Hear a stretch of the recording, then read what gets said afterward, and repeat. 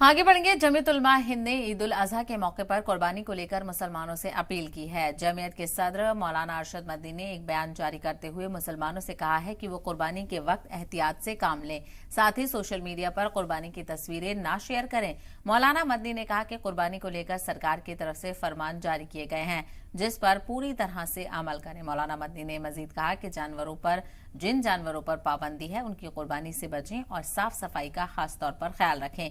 उन्होंने ये भी कहा कि कोशिश करें कि आपके अमल से किसी को परेशानी न हो।